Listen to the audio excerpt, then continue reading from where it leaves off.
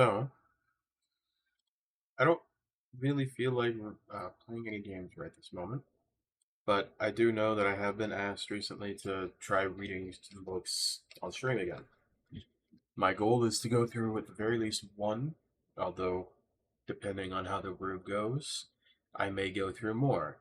I do apologize if I don't respond to any messages in the chat, but I'm going to start reading this book, starting with book one of the series for the deltoraquest.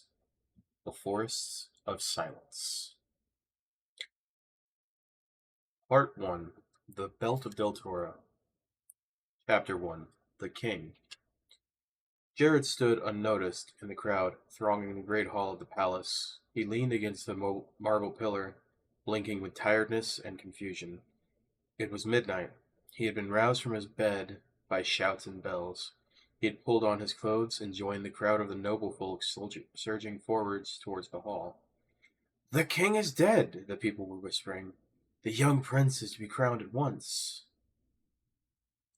Jared could hardly take it in. The king of Deltora, with his long plaited beard and his golden robes, had died of the mysterious fever that had kept him to his bed for the last few weeks. Never again would his deep booming voice be heard in the hallways of the palace. Never again would he sit laughing in the feasting hall. King Alton was dead, like his wife, the queen before him. The fever had taken them both, and now Endon will be king, Jared thought. He shook his head, trying to make himself believe it. He and Endon had been friends since they were young children, but what a difference there was between them. For Endon was the son of the king and the queen, the prince of Deltora, and Jared was the son of a trusted servant who had died in the king's service when Jared was only 4 years old. Jared had been given to Endon as a companion, so that the young prince would not be lonely. They had grown up together, like brothers. Together they did their lessons in the schoolroom, teased the guards, and persuaded the cooks in the kitchens to give them treats. Together they played in the vast green gardens. The other children who lived in the palace, the sons and daughters of the nobles and servants, kept to their own rooms and their own parts of the grounds, as was the palace custom. Jared and Endon never even saw them, except in the great hall on feast days. But the two boys did what they could to entertain themselves. They had a secret hiding place, a huge hollow tree near the palace gates. There they hid from the fussy old men, their nursemaid, and Brandon, the king's chief adviser, a tall, thin, sour man they both disliked. They practiced archery together, playing a game called Aim High, where the first to shoot an arrow in the topmost fork of a hollow tree would win. They invented a secret code and used it to pass messages, jokes, and warnings to each other under the noses of their teachers, Min or Brandy. Jared would be hiding in the hollow tree, for example, because Min wanted him to take a dose of the fish oil medicine he detested. Andon would walk by and drop a note where he could reach it. The message would look like nonsense, and no one in the palace would guess the meaning if they picked up the note by accident, but the code was simple. All you had to do to decode the message was write down the letters in a line, leaving out EL where it appeared. So, the letter that noted Del Onel O Telgel O Tel Lo Tel Helel Kel Itel Sel Belel Nel Sel Mel I Nelel Sel Telhel E Riel basically stated, "Do not go to the kitchens, Min is in there." And when you divided the letters into words, it made sense. As Endon and Jared grew older, there was less time for games. Their days were filled with tasks and duties. Much of their time was spent learning the rule, the thousands of laws and customs by which the royal family lived. The rule governed their lives. They sat, Endon patiently and Jared not so patiently, while their long hair was plaited and twined with golden cord, according to the rule. They spent hours learning to hammer red-hot metal into swords and shields. The first king of Deltora had been a blacksmith, and it was part of the rule that his art should be continued. Each late afternoon they had a precious hour of free time. The only thing they were not allowed to do was to climb the high wall that surrounded the palace, the gardens, or go through the gate to the city beyond. For the Prince of Deltora, like the king and queen, never mingled with the ordinary people. This was an important part of the rule. It was a part that Jared was sometimes tempted to break, but Endon, quiet, dutiful, obedient, and anxious, begged him not to even think of climbing the wall. It is forbidden, he would say, and Prandian already fears that you are a bad influence on me, Jared. He has told my father so. If you break the rules, you will be sent away, and I do not want that. Jared did not want that either. He knew he would miss Endon sorely, and where would he go if he had to leave the palace? It was the only home he had ever known. So he tamed his curiosity, and the city beyond the wall remained as much a mystery to him as it was to the prince. The sound of the crystal trumpets broke into Jared's thoughts. He turned, like everyone else, towards the back of the hall. Endon was entering between two rows of royal guards in pale blue uniforms trimmed with gold. Poor Endon, Jared thought. He is grieving. He wished that he could be beside his friend to comfort him, but he had not been summoned. Instead, the chief adviser Prandian stalked at Endon's right hand. Jared looked at Prandian with dislike. The adviser looked even taller and thinner than usual. He wore a long purple robe and carried what looked like a box covered by gold cloth. As he walked, his head poked forward so that he looked like a great bird of prey. Endon's eyes were shadowed with sadness, and he looked very small and pale in his stiff silver jacket with its high-collared jewel collar. But he held up his head bravely, as he had been taught to do. All his life he had been trained for this moment. "When I die, you will be king, my son," his father had told him so many times. "Do not fail in your duty." "I will not fail, father," Endon would answer him obediently. "I will do what is right when the time comes." But neither Jared nor Endon had thought the time would come so soon. The king was so strong and healthy that it had seemed that he would live forever. Endon had reached the front of the hall now, and the mounting steps to the platform. When he had reached the top, he turned and faced the sea of faces. "He is so young," a woman near Jared breathed to her neighbor. "Shh," the neighbor warned. "He is the rightful heir." As she spoke, she glanced each nervously in Jared's direction. Jared did not recognize her face, but he realized that she knew him and feared he might tell Endon that her friend had been disloyal. He looked away quickly. But now the crystal trumpets were sounding again. A low, excited murmuring had begun in the crowd. Prandian had put his burden down on a small table beside the throne. He was sweeping the golden cloth aside to reveal a glass box. He was opening the box and taking out something that shone and glittered. The magic belt of Deltora. The crowd gave a hissing sigh, and Jared too caught his breath. He had heard about the belt since his earliest childhood, but he had never seen it before. And here it was, in all its beauty and mystery. The ancient object that for thousands of years had kept Deltora safe from the invasion by the Shadow Lord who ruled beyond the mountains. Hanging between Prandian's bony fingers, the belt seemed as delicate as lace, and the 7 huge gems along its length looked like beautiful decorations. But Jared knew the belt was made of the strongest steel, and that each of the gems played its own special part in the magic that protected Deltora. There was the topaz, the symbol of faithfulness, gold as the setting sun. There was the amethyst, symbol of truth, purple as the violets that grew by the banks of the river of Del. For purity and strength, there was the diamond, clear and sparkling as ice. For honor, there was the emerald, green as lush grass. There was the lapis lazuli, the heavenly stone, midnight blue with pinpoints of silver like the night sky. There was a ruby, for happiness, red as blood, and the opal, symbol of hope, sparkling with all the colors of the rainbow. The crowd seemed to hold its breath as Prandian bent to loop the belt around Endon's waist. The advisor's fingers fumbled with the fastening, and then he was standing well back. He was almost seems afraid, Jared thought curiously. I wonder why. Then suddenly, the fastening snapped closed, and his question was answered. Prandian sprang backwards. There was a cracking sound, and at the same moment the belt seemed to explode with light. The gems blazed like fire, lighting the hall with their rainbow brilliance. The people crowded out and turned away, hiding their eyes. Endon stood with his arms upraised, no longer hiding by the flashing, darting light. No longer was he just a young boy with sad eyes. The magic belt had recognized him as the true heir of the throne of Deltora. He, and he alone, could now use its mystery, magic, and power. But, will Endon use them? Jared thought suddenly. Did his father use them? Did his father ever do anything but follow rules laid down ages ago? He watched as the fires of the gems slowly died to a winking glow. He watched as the young king took off the belt and handed it back to Prandian. He then watched as Prandian, smiling now, put it back into its glass case. Jared knew what would happen to the belt now. As the rules stated, it would be carried back to the topmost room of the palace tower. The door of the rooms would be locked with 3 gold locks. 3 guards in gold uniforms would be put outside the door. And then life would go on as before. Prandian and the other government officials would take all the real decisions affecting the kingdom. The king would attend ceremonies and feasts, laugh at the clowns and acrobats in the great hall, practice archery and the blacksmith's art. He would sit for days and hours while his hair and one day his beard were plaited. He would sign endless documents and stamp them with the ring that bore the royal seal. He would follow the rule.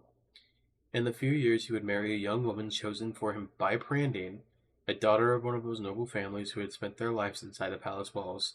They would have a child to take Endon's place when he died, and that child would also wear the belt only once before it again was locked away.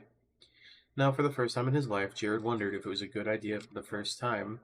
He wondered why the belt was made, and for the first time he began to doubt the wisdom of letting such a power for good remain idle in a tower room, while the realm it was supposed to protect lay unseen outside the high walls. He slipped, unnoticed, out of the great hall and ran up the stairs to the palace library. This was another first for him. He had never loved to study. But there were things that he needed to know, and the library, it was the only place he was likely to find them out.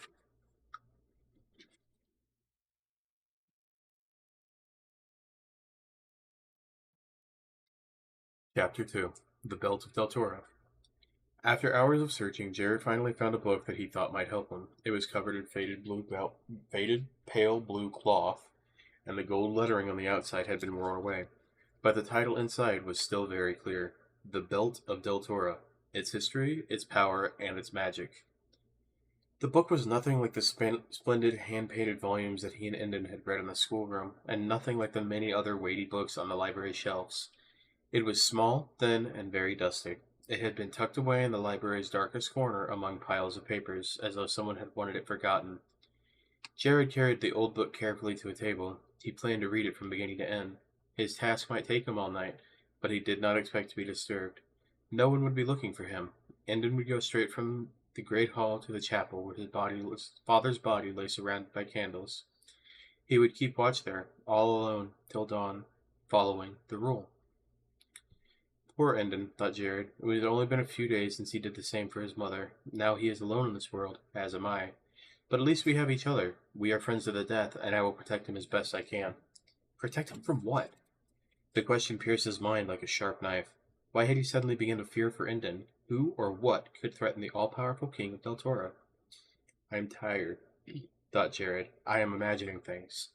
He shook his head impatiently and lit a fresh candle to brighten the darkness, but the memory of Prandine's thin smile as he locked the magic belt kept drifting into his mind. Like the shadow he remembered nightmare. He frowned, lowered his head to the book, and turned the first page, then began to read. In the ancient days, Deltora was divided into 7 tribes. The tribes fought on their borders, but otherwise stayed in their own place. Each had a gem from deeper than the earth, a talisman with special powers. There came a time when the enemy from the Shadowlands cast its greedy eyes on Deltora. The tribes were divided, and simply none of them could repel the invader, who began to triumph. A hero called Aiden rose from the ranks of the people. He was an ordinary man, a blacksmith who made swords and armor and shoes for horses. But he had been blessed with strength, courage, and cleverness. One night, Aiden dreamed of a special splendid belt, 7 steel medallions beaten to the thinness of silk and connected together with a fine chain. To each medallion was fixed one of the tribal gems. Realizing the dream had been sent to him for a purpose, Aiden walked in secret over many months to create a likeness of the belt he'd been shown. Then he traveled around the kingdom to persuade each tribe to allow its talisman to be added. The tribes were the first suspicious and wary, but one by one, they were desperate to save their land, and they agreed. As each gem became a part of the belt, its tribe grew stronger, but the people kept their strength secret and bided their time.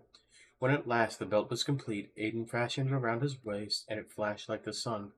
All of the tribes united behind him to form a great army. Together, they drove the enemy from their land. And so Aiden became the first king of the united tribes of Deltora, and he ruled the land long and wisely, but he never forgot that he was a man of the people, and that their trust in him was the source of his power.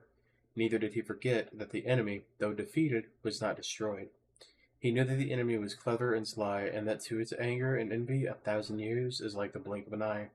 So he wore the belt always, and never let it out of his sight. Jared read on, and the more he read, the more troubled he became. He had a pencil and some paper in his pocket, but he did not need to take notes. The words of the book seemed to be burning themselves into his brain. He was learning more than he expected, not just about the belt of Deltora, but about the rule. The first to leave the belt aside was Aiden's grandson, King Elstrad. who in his middle years grew fat with good living and found the steel cut sadly into his belly. Elstrith's chief adviser soothed his fears, saying the belt needed to only be worn on great occasions. Elstrith's granddaughter, or daughter, Queen Adina, followed her father's way, wearing the belt only 5 times in her reign. Her son, King Brandon, only wore it 3, and at last became the custom for the belt to be worn only on the day that the heir took the throne. At the urging of his chief adviser, King Brandon caused the Rowlett builders to raise a great palace on the hill in the center of the city of Dell. The royal family moved from their old blacksmith's forge to the palace, and over time it became custom for them to remain within its walls where no harm could come to them. When Jared closed the book at last, his heart was heavy. The candle had burned low, and the first dawn light was showing at the window. He sat for a moment, thinking. Then he slipped the book into his shirt and ran to seek Endon. The chapel was below ground level, in a quiet corner above the palace. It was still and cold. The old king's body was lying on a raised marble platform in the center, surrounded by candles. Endon was kneeling beside it, with his head bowed. He looked up as Jared burst in. His eyes were red from weeping. "You should not be here, Jared," he whispered. "It is against the rule." "It is dawn," Jared panted, "and I had to see you." Endon stood up stiffly and came over to him. "What is it?" he asked in a low voice. Jared's head was full of everything he had read. The words came tumbling out of him. "Endon, you should wear the belt of Deltora always, as the ancient kings and queens did." Endon stared at him in puzzlement. "Come," Jared urged, taking his arm. "Let us go get it now." But Endon held back, shaking his head. "You know I cannot do that, Jared. The rule." Jared stamped his foot with impatience. "Forget the rule. It is just a collection of traditions that have grown up over the years and been made law by the chief advisors. It is dangerous, Endon. Because of it, every new ruler of Deltora has been more powerless than the one before. This must stop. With you. You must get the belt, and you must put it on. Then you must come with me outside the palace gates." He was speaking too fast, too wildly, but now Endon was frowning, backing away from him. "You are ill, my friend," he was whispering nervously. "Or you have been dreaming." "No," Jared insisted, following him. "It is you who are living in the dream. You must see how things are outside of the palace, in the city, and beyond." "I see the city, Jared," argued Endon. "I look at it from my window every day. It is beautiful." "But you do not talk to the people. You do not walk among them." "Of course I do not. That is forbidden by the rule," Endon gasped. "But I know that all is well." "You know nothing, except for what you are told by Prandine," shouted Jared. "And is that not enough?" The cold voice cut through the air like sharp steel.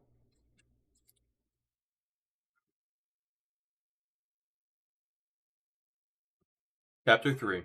Escape.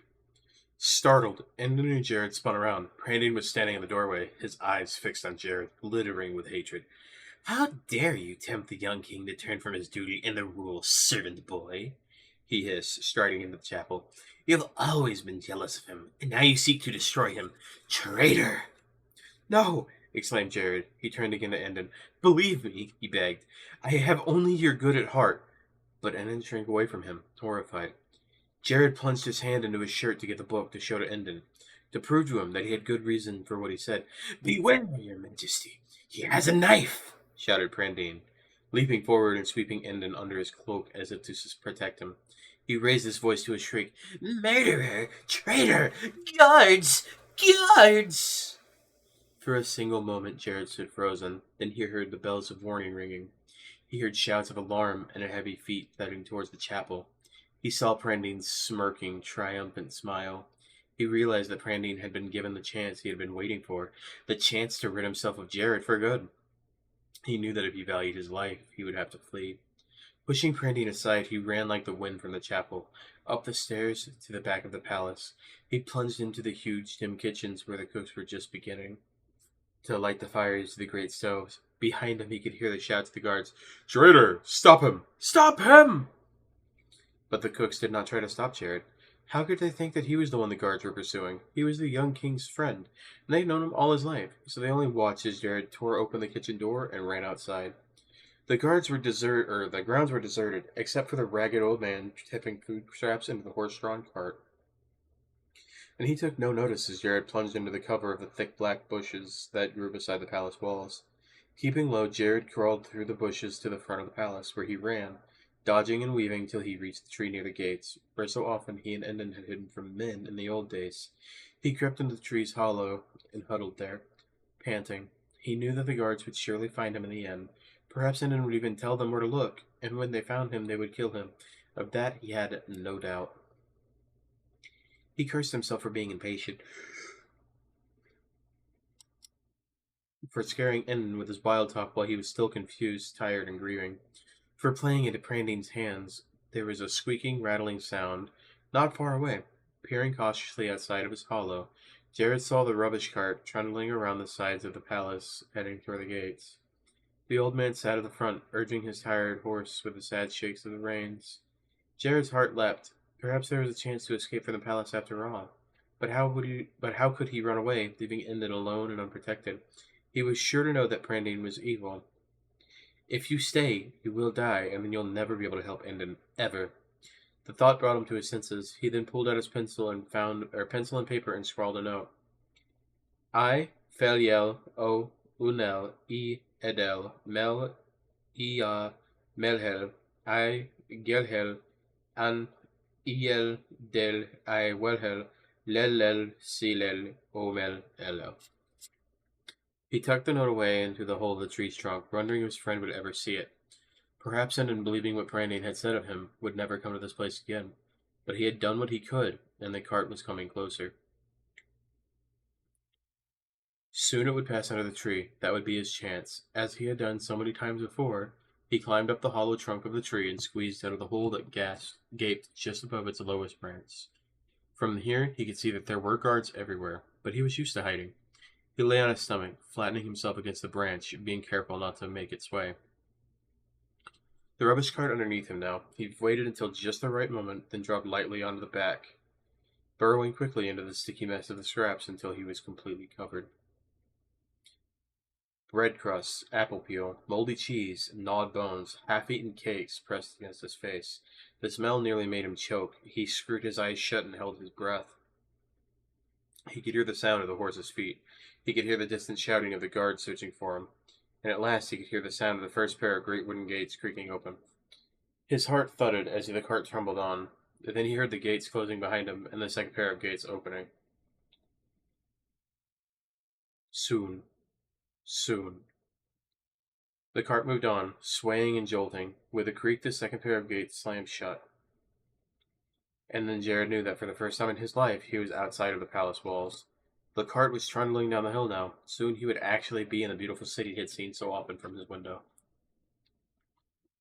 He had to look. His curiosity was too great. Slowly, he wiggled until his eyes and nose were above the mound of scraps. He was facing back towards the palace. He could see the walls and the gates. He could see the top of the hollow. But Jared squinted in puzzlement. Why could he not see the turrets of the palace, or the tops of the other trees in the garden? Above the wall there was only a shining mist. He thought his eyes were wet and rubbed them, but the mist did not disappear. Confused, he turned his head to look down towards the city, and to his shock, dismay, and horror, they were so great that he almost cried out. For instead of beauty, he saw nothing but ruin. The fine buildings were crumbling, the roads were filled with holes, the grain fields were brown and choked with weeds. The trees were stunted and bent. Waiting at the bottom of the hill was a crowd of thin, ragged people carrying baskets and bags. Jared then began struggling to free himself from the rubbish. In his confusion, he no longer cared if the driver of the cart heard him or not. But the old man did not look around. Jared realized he was deaf, more than likely unable to speak too. No doubt, for he had not uttered a single word, even to the horse. Jared leapt from the back of the cart and rolled into a ditch at the side of the road. He lay watching as the cart moved to the bottom of the hill and stopped. The old man sat staring ahead of him, while the ragged people swarmed onto the pile of rubbish. Jared saw them fighting one another for the scraps from the palace tables, stuffing old bones, crust, and vegetable peelings into their baskets and into their mouths. They are starving. Sick at heart, Jared looked at the palace from here. He could just see the tips of the palace turrets rising above the shimmering mist. Edmund might be looking from his window at this moment, staring down at the city. He would be seeing a peace, beauty, and plenty. He would be seeing a lie created by pictures on a misty screen. For how many years had this evil magic blinded the eyes of the kings and queens of Deltora? And who had created it? Words from the book came into Jared's mind. He shuddered with dread. The enemy is clever and sly, and its anger and to its anger and envy, 1,000 years was like the blink of an eye. The Shadow Lord was stirring.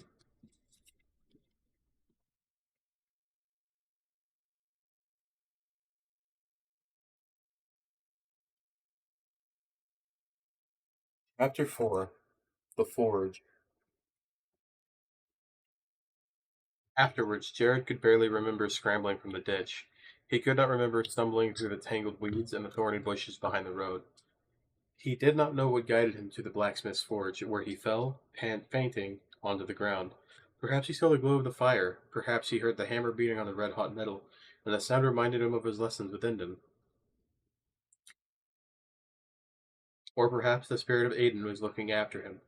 Poor Crane, the blacksmith, stubborn and fearless, was perhaps the only man in Dell who would have taken him in.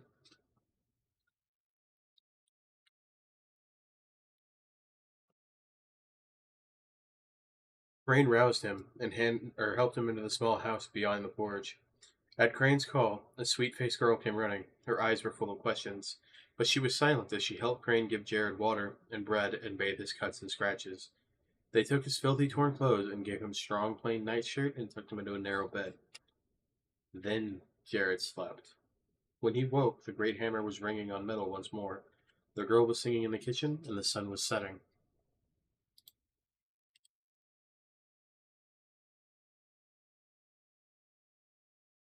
He had slept the day through. At the end of the bed, he found a set of clothes. He pulled them on, tidied the bed, and crept outside. He found Crane at the work in the forge. The old man turned and looked at him without speaking. I thank you for your kindness with all of my heart, Jared said awkwardly. I will leave now, for I do not wish to cause you trouble. But I beg you not to say that I was here if the palace guards come searching. They will tell you I tried to kill the new king, but I did not do so. So much the worse, the old man answered grimly, returning to his work. Many in Dell would have thanked you if you had. Jared caught his breath. So this is how things were. The king was not loved, but hated. And no wonder. As far as his people knew, he lived in luxury behind the high walls while they suffered. They did not understand he had no idea of their trouble. The guards will not come, the old man said without turning around. I threw your clothes over a cliff into the sea and watched as they found them. They think you are drowned. Jared did not know what to say. He saw that Crane had finished the horseshoe he had been hammering. Without thinking, he picked up the heavy tongs behind the forge and stepped forward. Crane glanced at him in surprise, but let him pick up the shoe and dip it into the barrel of water, standing ready. The water hissed and bubbled as the iron cooled. You've done this work before, the old man murmured. Jared nodded. A little, he said carefully. He lifted the horseshoe from the water and laid it aside. I am old, Crane said, watching him. My son, whose clothes you are now wearing, was killed 3 years ago. His dear wife died before him when their child was born. I now have that only child, Anna, now. We live simply, but there's always food on the table, and will be, though, while I keep my strength. He glanced down at Jared's hands, soft and white, with long, white, rounded nails. You could stay here, he said, but you would have to work hard to earn your keep. Could you do it? I could, Jared said strongly. Nothing would please him more than to stay. He liked the old blacksmith. He liked the calm, sweet-faced Anna. Here, too, he would be close to the palace. He could do nothing for Indon now except to keep watch, but he had vowed that he would do so. Randine thought he was dead, but he would be unlikely to tell Indon so. It would suit his purpose better to let the king think Jared was still alive and dangerous. If he feared for his life, Indon would be even more willing to do exactly what he was told. One day Endon may realize that after all, I was right, thought Jared. One day he may call me, and if that ever happens, I will be ready. So it was settled. Jared took shears and cut off the long plaits of hair that marked him so plainly as coming from the palace. And after that, every day, he worked in the forge. He already knew how to hammer hot iron and steel to make fine swords and shields.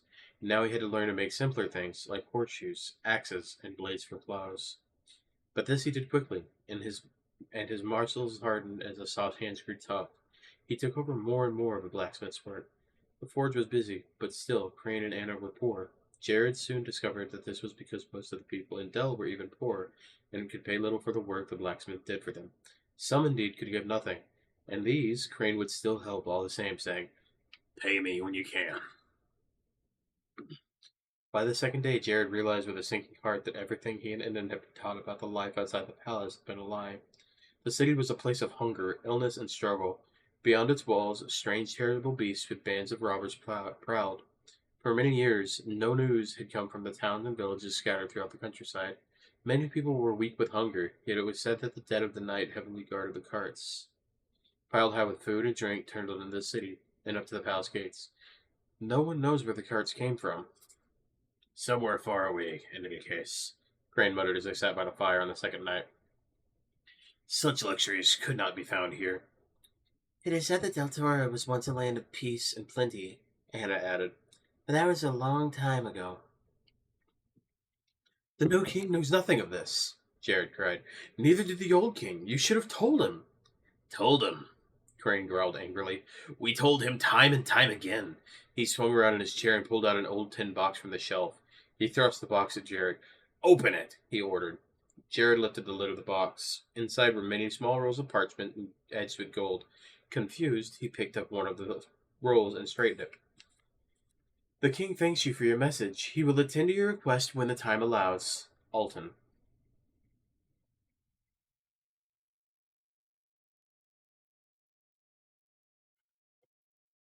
Frowning, Jared thrust the parchment back into the box and picked out another. It was the exact same, and so was the next. He looked at and the next. The only difference in the fourth was that it spoke of the queen instead of the king, and it was signed Lilia. Queen Lilia had been Alton's mother, Jared remembered. He scrabbled through the parchments. There were hundreds of them, all stamped with the royal seal.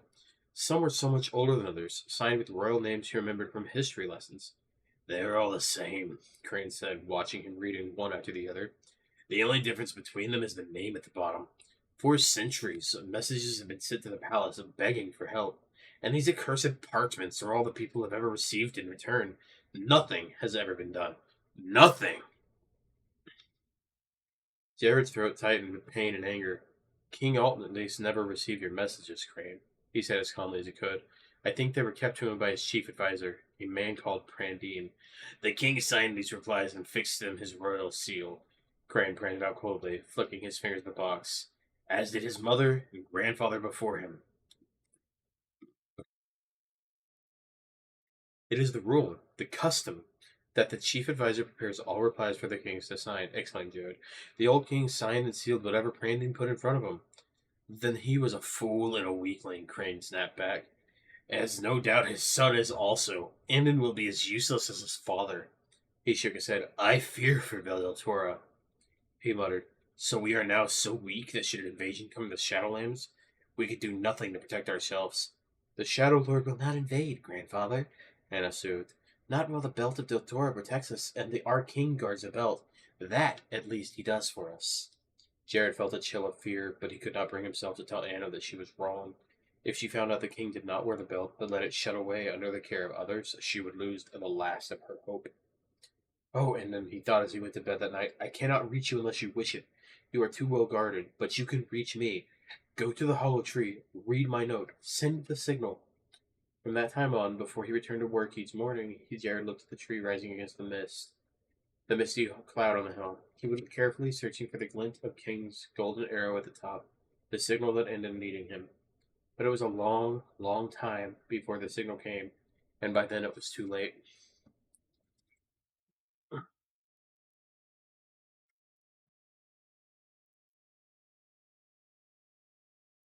Chapter 5. The Enemy Strikes. Years passed, and life went on. Jared and Anna married. The old crane died, and Jared took his place as blacksmith. Sometimes Jared almost forgot that he had ever had another life. It was as if the time in the palace had been a dream. But still, every dawn he looked up to the tree on the hill. And still, he often read the small book he had found in the palace library. And then he feared for what the future might hold. He feared for his beloved Anna and the child they were expecting. He feared for himself, for Endon, and the whole of Deltora. One night, exactly 7 years after the night Endon was crowned, Jared tossed restlessly in his bed. It is nearly daybreak, and you have not slept, Jared. Anna said gently at last. What is troubling you? I do not know, dear heart, Jared mumbled. But I cannot rest. Perhaps the room is too warm, she said, climbing out of bed. I will open the window a little more. She pulled the curtains aside and was reaching for the window fastening, and suddenly she screamed and jumped back. Jared leapt and ran to her.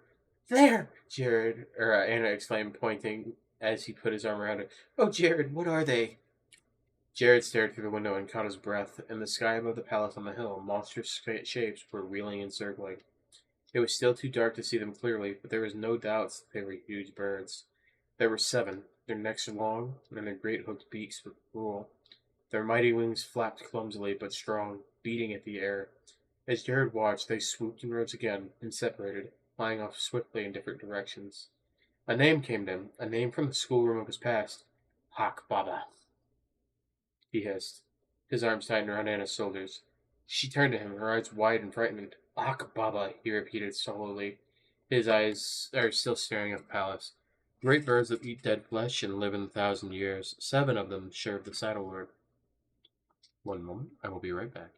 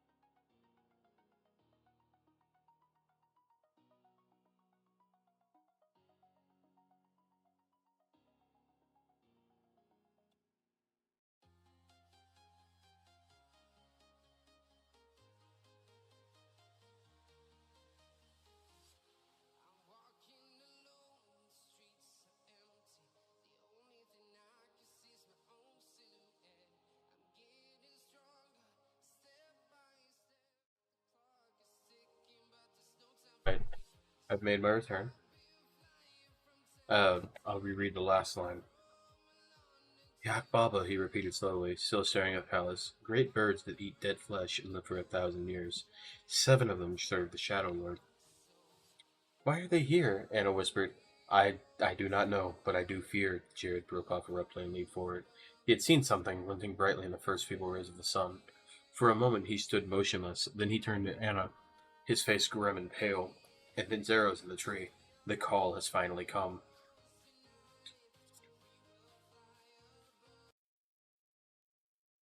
And the moment Jared had dressed and run from the house behind the forge, he hurried up the hill of the palace, his mind racing. How was he to reach Endon? If he climbed the wall, the guards inside would certainly see him and would hit him by a dozen arrows before he reached the ground. The cart of collections of food scraps would be of no use to him. Prandine must have guessed that Jared had used it to escape, because it was no longer permitted to enter the palace. These days it waited between the two sets of gates while guards loaded it into sacks. Endon himself is the only one who can help me, Jared thought as he ran. Perhaps he will be watching for me, waiting for me. As he slowed down panting in the palace gates, he could see that they were firmly closed, and the road outside was deserted. Jared moved closer, his spine prickling. The long grass that ringed the palace walls whispered in the breeze of dawn. He could be walking into a trap. Perhaps at any moment the guards would spring from their hiding places in the grass and lay hands on him. Perhaps Endon had at last decided to betray him to Prandine. His feet brushed something lying in the dust of the road. He looked down and saw a child's wooden arrow. A small piece of paper had been rolled around the shaft and tied there. His heart beating hard, Jared picked up the arrow and blinked away the paper. As he flattened it out and looked at it, his excitement died. Wake the bear, do not fear. Scurry mouse into your house. Lift the lid, be glad you did. It's just a child's drawing. Some palace child who had been playing a game, practicing shooting arrows over the wall as he and Indian had once done. Jared screwed up the paper in disgust and threw it on the ground. He looked around again at the closed gates. The empty road still had no movement, no sign. There was nothing but the wooden arrow laying in the dust and the little ball of paper rolling slowly away from him, driven by the breeze.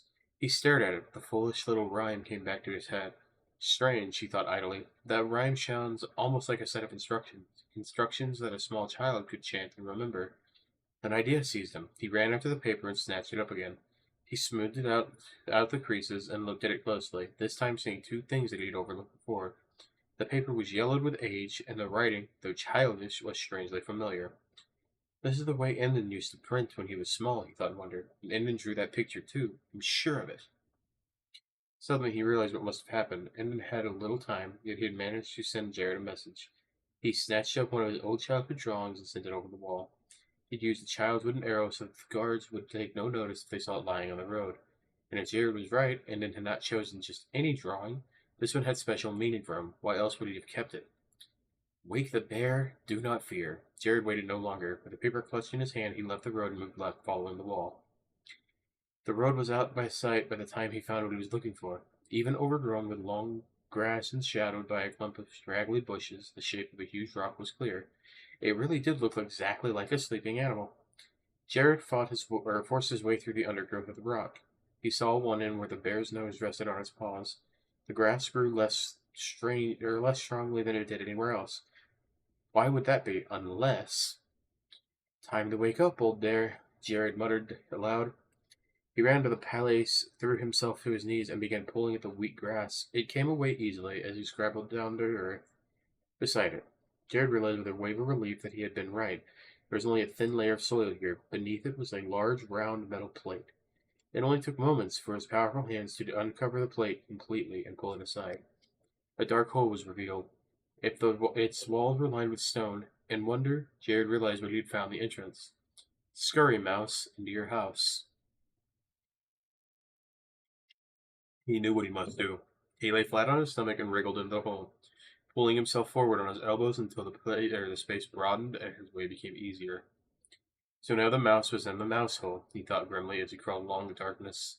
Let us hope there is no cat waiting at the other end. For a short time the tunnel sloped downwards and it became more level. Jared realized he was moving through the center of the hill. The air was still, the walls around him were ancient stone, and the blackness was complete. He moved on, losing all track of time. As the tunnels ended in the steep stone steps that led upwards, his heart thudding, Jared began to climb blindly. He had felt his way. Up, up, one step at a time. Then, without warning, the top of his head hit a hard stone. With a shock, he realized that the way above his head was blocked. He could go no further. Hot panic flared in him. Had this been a trap after all? Were the guards even now creeping through the tunnel after him, knowing they would find him cowering without the hope of escape? And then he thought with confusion his thoughts. He remembered, lift the lid, be glad you did. The panic died. Jared stretched on his arms, pushed firmly, and felt the stone above his head move. He pushed harder, then staggered, nearly fell, as a grating sound the stone moved smoothly aside. He climbed the last few steps and crawled out of the blackness into the soft flickering light. Who are you? Barked a deep, angry voice. A tall, shimmering figure was looming over him. Jared blinked at it. After being so long in the dark, his eyes were watering, dazzled by the light. My name is Jared! Stay back! He cried. He scrambled to his feet, blindly feeling for his sword. Then suddenly, with a rustle of rich silk and the clinking of golden ornaments, the figure was falling to his knees before him. Oh, Jared, how could I have not known you? For the sake of our old friendship, I beg you to forgive the past. You're the only one I could trust. Please, help us. And only then did Jared realize the man at his feet was Endon.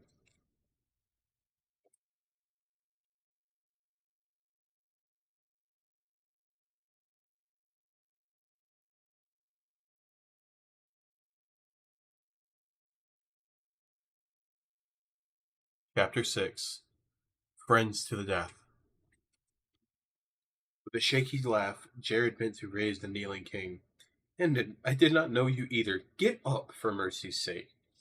As he stared, his eyes slowly adjusting to the light, he found that it was no wonder he had not recognized his old friend. The thin, sullen boy he had left behind 7 years ago had become a man, and then had grown as tall and broad-shouldered as Jared himself. His stiff robes and high collar were encrusted with tiny gems that glittered in the light. His eyes were outlined with the black, and his eyelids colored blue, in the palace fashion. His long hair and beard were plaited and twined with gold. He smelt of perfumes and spices. To Jared, who had been so long away from the palace and his ways, he made a strange, awesome picture. Jared realized that Endon was staring at him too, and suddenly he became aware of his workman's clothes, his thick boots, his rough beard, and untidy hair. He felt clumsy and awkward. To hide this, he turned away. As he did, at least he realized where he was. He was in the chapel. One of the marble tiles that surrounded the raised platform in the center had been pushed aside, and a dark hole gaped where it had been. The tunnel through the hill is still only known to the royal family, and is only to be used in times of great danger. King Brandon caused it to be made when the palace was built, and then said softly, my father taught me of it when I was very young, as he had been taught in his time, in words that even a small child would remember. There is a rhyme for entering the palace and a rhyme for leaving it. It is a dark secret. Even the chief advisors have never known of it. Jerry did not reply. He raised his eyes to the platform and seen what was lying there. It was the body of an old woman. Her work-worn hands were folded on her chest. Her wrinkled face was peaceful in the flickering light of the candles that surrounded her. Men, he whispered, his eyes burned with sudden tears as he looked at the old nurse who had cared for him through his childhood. He had not seen her for many years, but he had often thought of her. It was hard to believe that she was now dead. She had a grown-up son, you know. He lived in the palace, but I never met him. I asked for him when I heard she had died. They told me he had run away, escaped through the gates during the feast. He was afraid, Jared. Men must have told him what she heard. He knew she had been killed. Killed? Gasped Jared. But, and then his face was twisted with sorrow. She came to me in my chamber. I was about to leave for the feast celebrating my 7 years as king, he muttered. She was troubled. She had been working in her sewing room and overheard the whisperings outside that frightened her. She told me there were enemies in the palace, and some great evil was about to strike this night. He bowed his head. I would not listen to her, as I thought she had fallen asleep over her work, and dreamed. I smiled at her fears and sent her away. And within the hour, she was dead. She had fallen from the top of the stairs to the hall below. They said it was an accident, but you do not think so. Jared finished for him, looking sadly at Min's still, pale face. You think she was killed because of what she knew? Yes, and then in a low voice said, and my wife thinks it too. Ah, you are married then? Jared glanced at him. I am too. Endon half smiled. That is good, he murmured politely. I hope you are happy with your marriage as I am with mine. My wife, the queen, is called Sharn.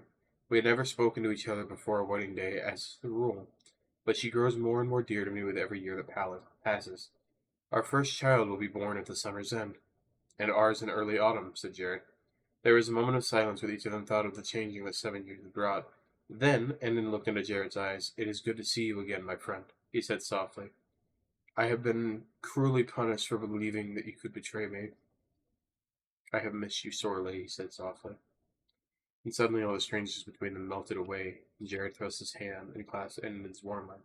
Friends to the death! We were as boys, and friends to the death we will always be, he said. You must have always known this in your heart, and because you sent for me when trouble came. I wish only that the summons had been sooner. I fear we have little time. The man was right, and then whispered, There is evil here. There has been evil here for a long time, said Jared. And now, both of them swung around their hands on their swords as they heard the door behind them click open. Indian, it is past dawn, a voice called softly. Sharn! exclaimed Endon. He ran to meet the pretty, strong young woman who was slipping into the chapel. She was richly robed as he, and her glossy hair was twisted and high on her head. There were deep shadows under her eyes as if she had kept watch all night. She gasped and shrank back as she saw Jared. Do not be afraid, Sharn, Endon said gently. It's only Jared. Jared, you came! She exclaimed, her tired face breaking into a relieved smile.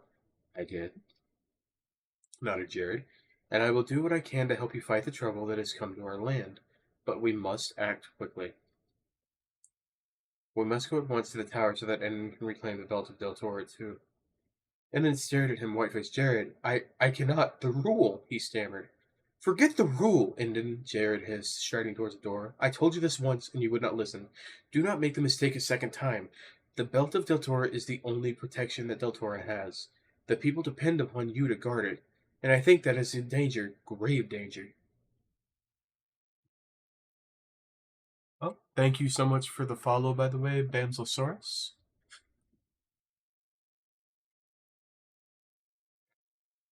People depend on you to guard it, and I think that it is in danger, grave danger. As Endon stood motionless, still hesitating, Sharn put her arm through his. You are the king, Endon, she said quietly. Your duty to tell Torah is far greater than your duty to obey the rule. Let us go together to the tower. And at last, Endon nodded. Very well. We will go together. They ran up the great stairs, past the first floor, the second, the third, and onwards to the tower room. They took care to move quietly, but no one saw them. It was still very early, and though the cooks had begun to move around the kitchens downstairs, few others in the palace were actually stirring. By the time they reached the first flight of stairs, Jared had begun to think that all that was going well. He climbed eagerly with Endon and Sharn close behind him. He reached the top, then stopped abruptly. The tower room was gaping open, its three gold locks broken. On the floor outside, the three guards lay dead where they had fallen. Their swords still clutched in their hands. Jared heard a sobbing grasp behind him. Then Endon ran past him into the tower room. There was a single anguished cry, and then silence.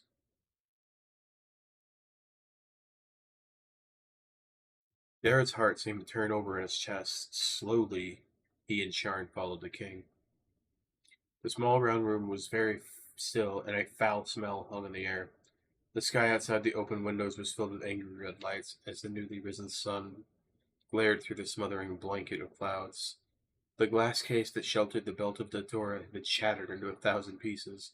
Endon was on his knees. Among the glittering fragments, the belt, or what remained of the belt, lay on the floor in front of him. He picked it up. It hung limply between his hands, a tangled, useless chain of gray steel. Its medallions were torn and twisted. All 7 of the gems were gone.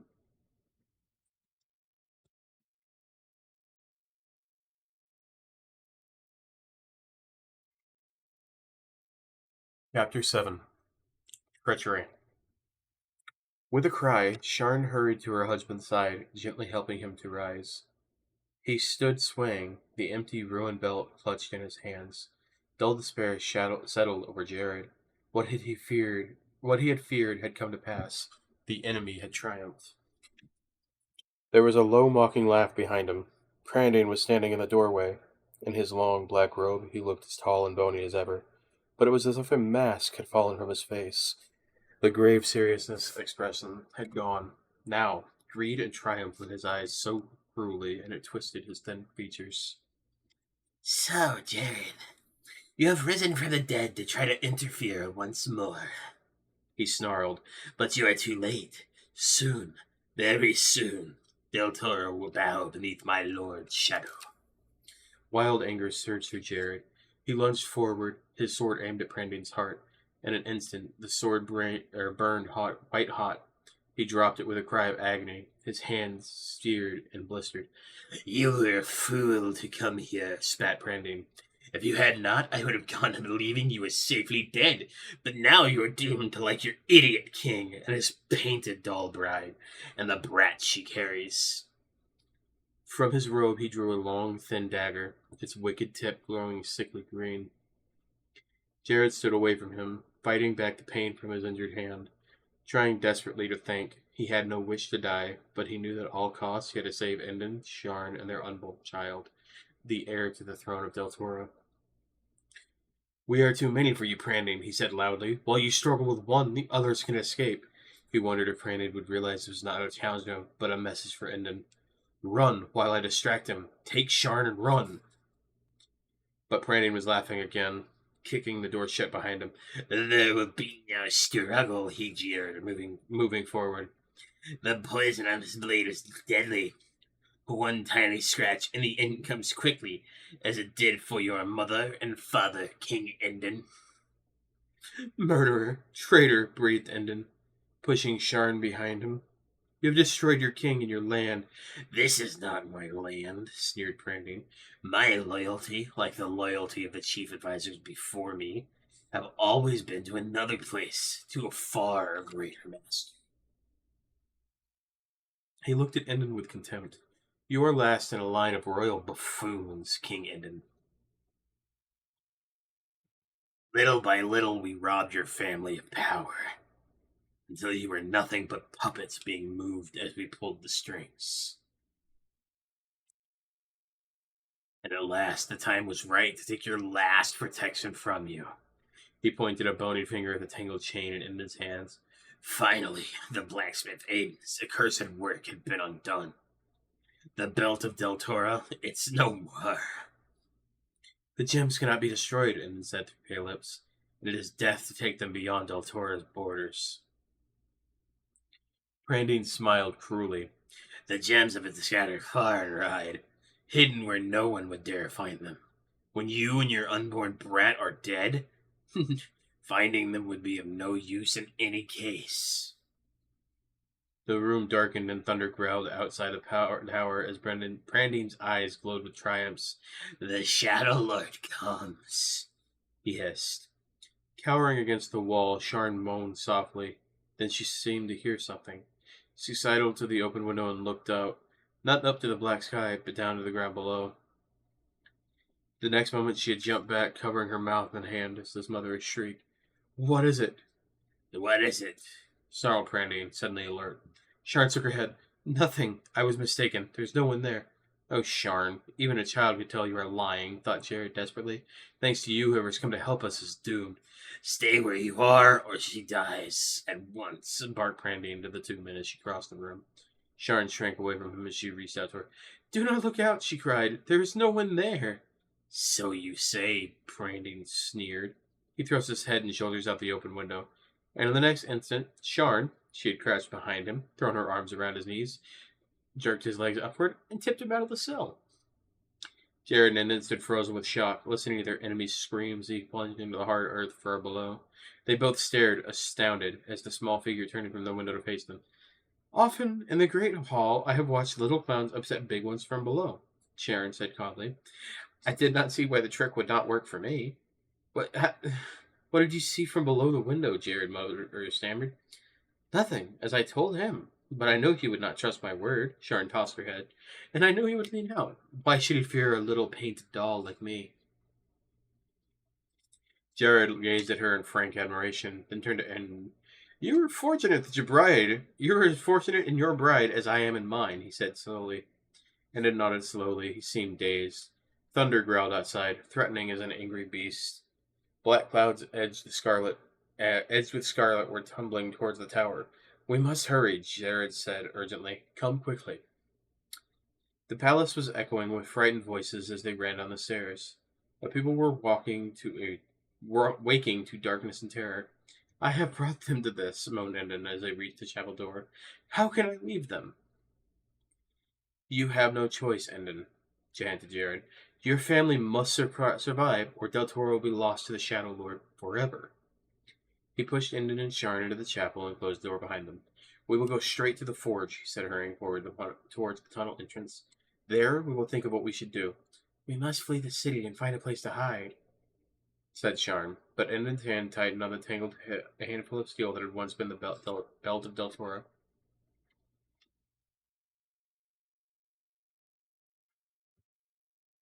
I cannot run and hide, he burst out. I must find the gems and restore them to the belt. Without them, I am helpless and Del Toro is doomed. Glancing at Sharn's worried face, Jerry took his friend's arm. The gems must be found, but you cannot be the one to find them, Endon. The Shadow Lord will be searching for you. You must stay in hiding and wait. But what if I die before the belt is whole again? It will only recognize Aiden's true heir. It will only shine for me. Jared opened his mouth to speak, and then thought better of it. Soon enough, Endon would realize for himself he had lost the last trust in his people had in him. The belt of Del Toro would never shine for him again. But Sharn had moved quietly to her husband's side. Do not forget, my dear. Our child will also be Aiden's heir. Endon stared at her, open-mouthed. She lifted her chin proudly. If the Shadow Lord can be patient, so can we, she said. We will hide ourselves away from him for now, but it will not be for the fear of our own lives, as you think it will be. It will be to keep our child safe and to prepare him for the future. She stroked his arm lovingly. Years will pass and we may die, but our child will live on after us to reclaim the kingdom and lift this evil from our land. Jared's heart swelled at her courage, and at that moment he felt himself found the courage to face what he must do. Inan had gathered Sharn close to him. You are indeed a precious gift, he was murmuring, but you do not understand. Without the belt, our child cannot defeat the Shadow Lord. Those gems. One day the gems will be found, Jared broke in. They turned from each other to look at him. We will discuss this further at the forge, he said rapidly. For the moment, remember now that Prandine is dead. No one knows that you have a friend outside the palace. The Shadow Lord will not suspect that a humble blacksmith would be a threat to him.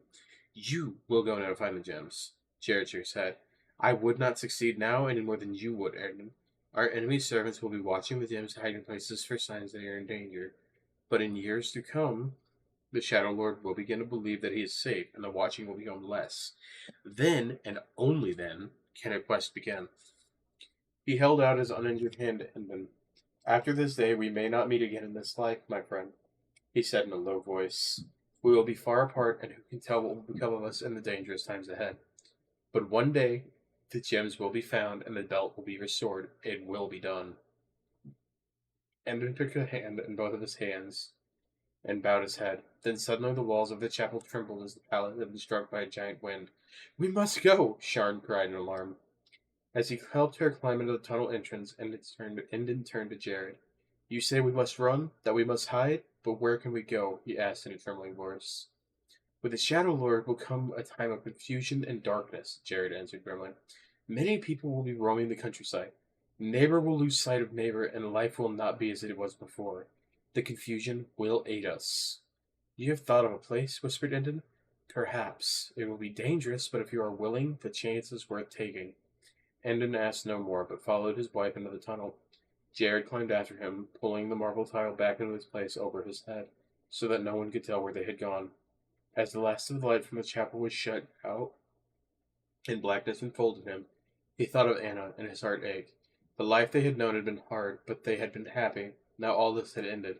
Fear and trouble were coming, long years of waiting, while Del Toro groaned under the yoke of the Shadow Lord, and at any time to tell what had happened to them.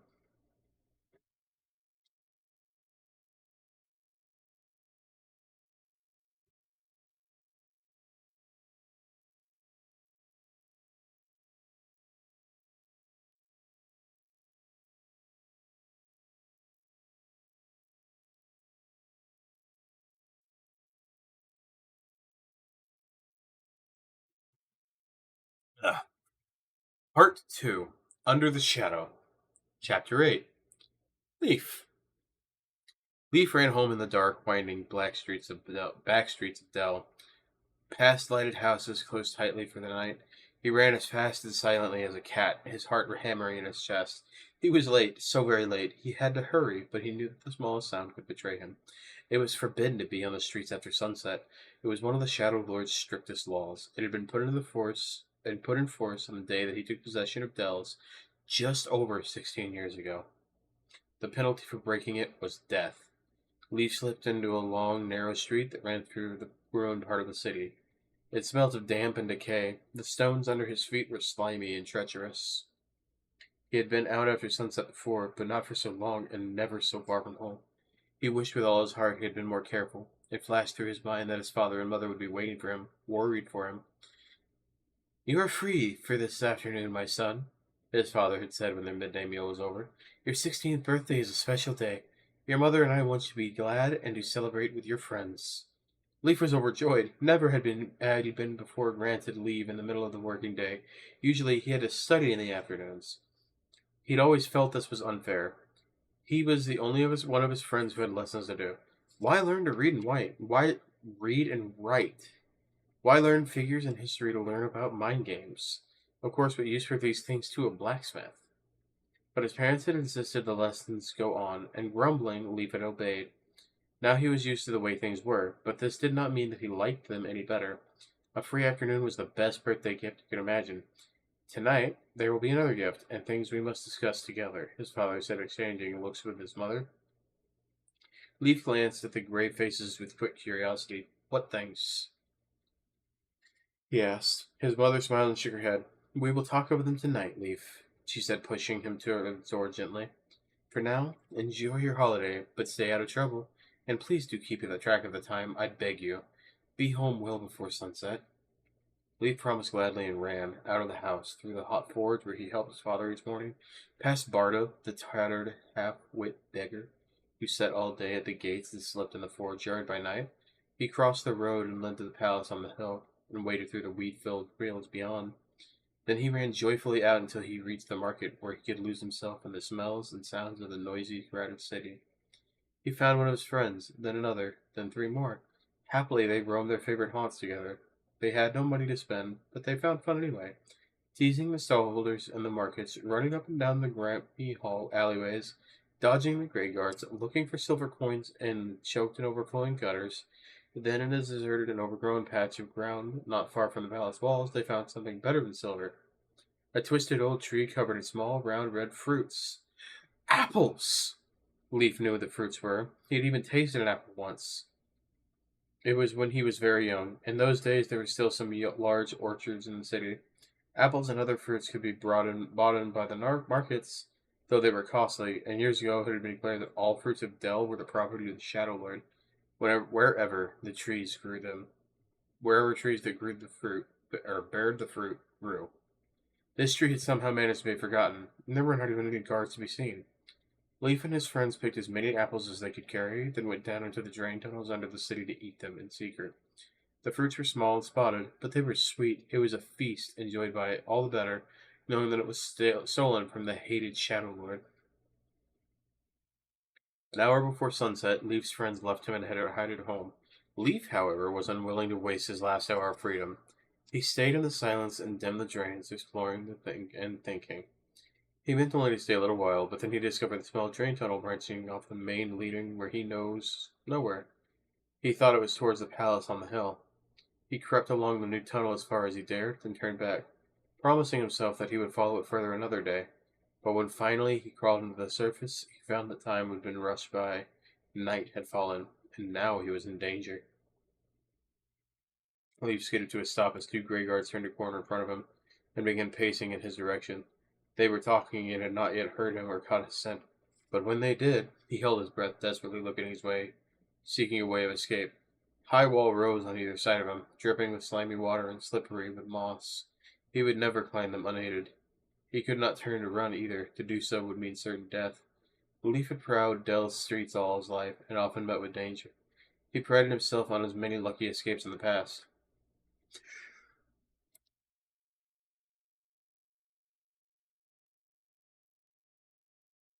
He was fast, agile, and daring. He had sense too, though. Sense enough to know that he could not run the length of the street without being cut down. Each guard carried a sling and a supply of what the people of Dell called blisters. The blisters were silver eggs filled with a burning poison. They burst on contact with the target, and guards could hurl them with deadly strength and accuracy even in darkness. Leaf had seen enough blister victims fall, writhing in agony, to know you did not want to risk the same fate. Yet, if he stayed where he was, the guards would come upon him, and he would die by any case. Be it by blister or by dagger, he would die. Leaf flattened himself against the wall, still as the shadow, not daring to move a muscle. The guards paced towards him. Closer, closer. If only they would turn around, he thought feverishly. If only someone would distract them, then I would have a chance. He was not praying for a miracle because he did not believe in miracle. Few citizens in Dell did. Uh, so he was astonished when a moment later there was a clatter from the corner behind the guards. They spun and began running towards the sound. Hardly able to believe his luck, Leaf turned to him, then ran.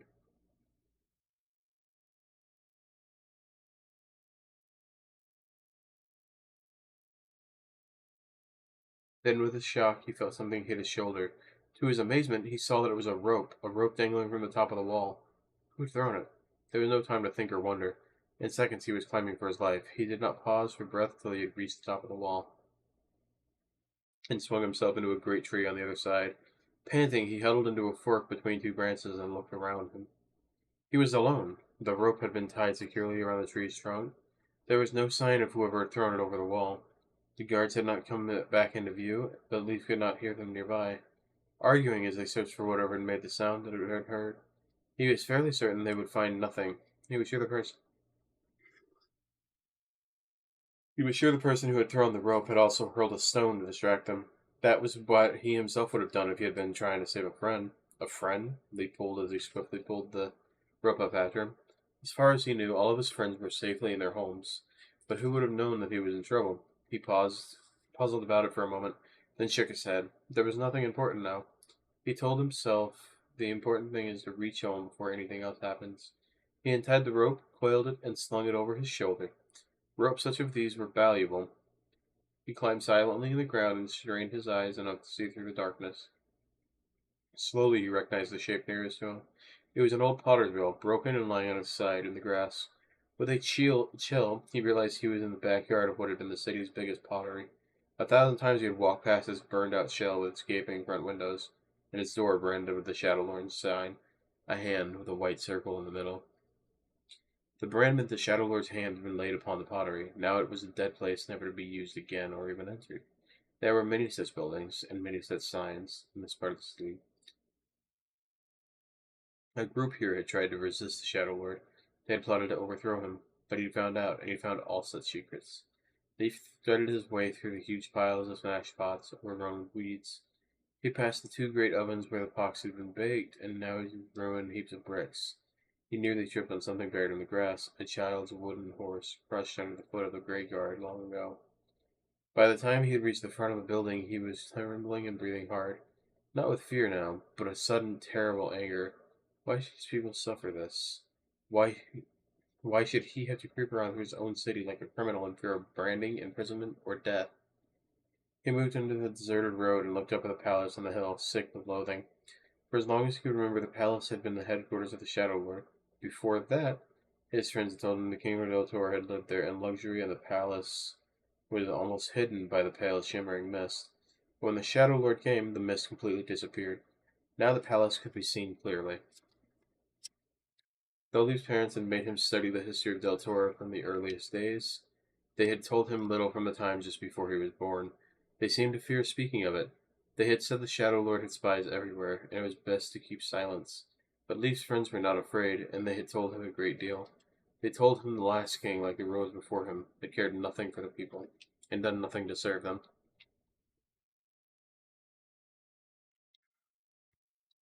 King Eden's only task had been to guard the magic belt of Deltora, but he had been weak, lazy, and careless. He had allowed the belt to be stolen. He had opened the way to the Shadow Lord. The king was dead, Leaf's friends said. And a good thing, too. Leif thought savagely, as again he hurried home. The king deserved to die for the suffering he had wrought upon his people. He began to reach the fields and began to run. Crouching low, he hid himself in the long grass. A few minutes more and he would be safe. Already he could see the lights come twinkling dimly in the distance. He knew he would be in trouble for being so late, and there would be questions asked about the rope he carried. With luck, though, his mother and father would be so relieved to see him, they'd forgive him quickly.